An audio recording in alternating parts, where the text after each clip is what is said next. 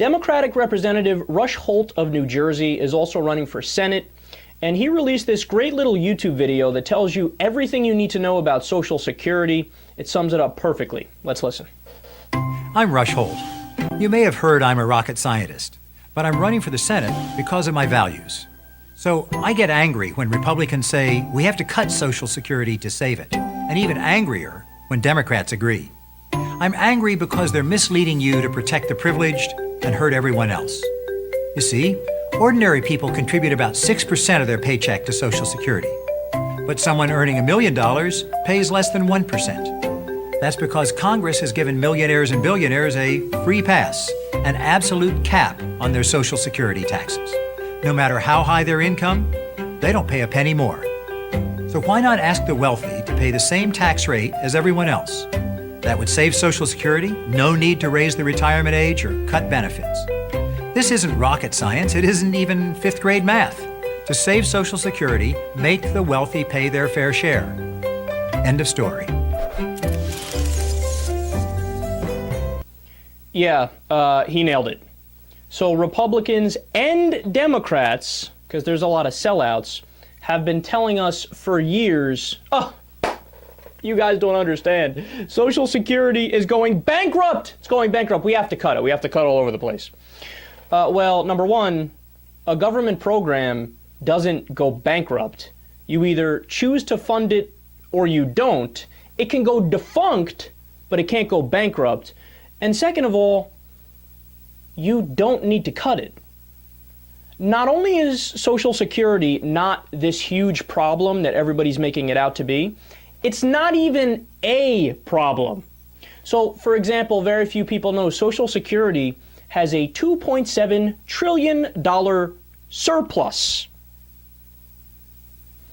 In fact, it's fully funded until the year 2037, and after that, it still pays out 75% of its benefits. So even if we did nothing, we'd be good until 2037, and it would still pay out 75% of its benefits.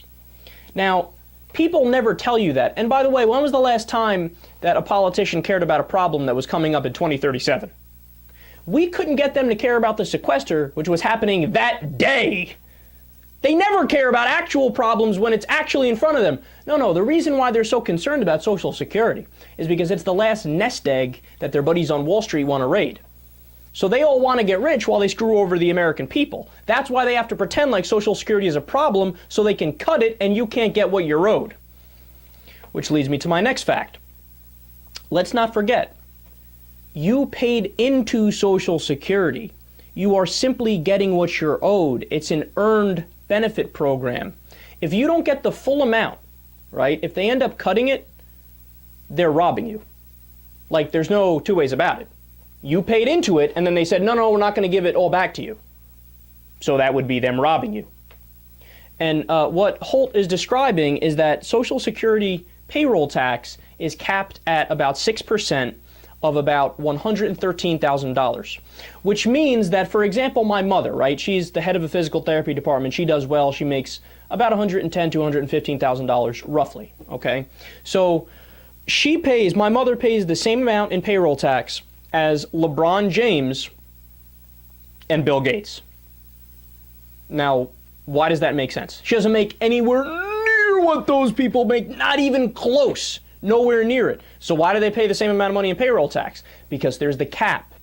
And the cap is to protect the rich. And they say, no, we're not going to take 6% of your money. We only take 6% of poor and middle class people and upper middle class people. But no, when you get up to millions of dollars, we'll cap it at 113. You don't have to worry about paying it. If you simply lift that cap, Social Security is fully funded as far as the eye can see. Never have to worry about it ever again. It's the simplest fix ever. And that makes all the sense in the world. But you don't hear many politicians advocating for it because that would mean their buddies in big business and on Wall Street and the rich would be mad at them. You raised my taxes a teeny tiny bit. I'm not funding your next campaign. But thank goodness we have actual progressives like Rush Holt out there arguing for the right thing.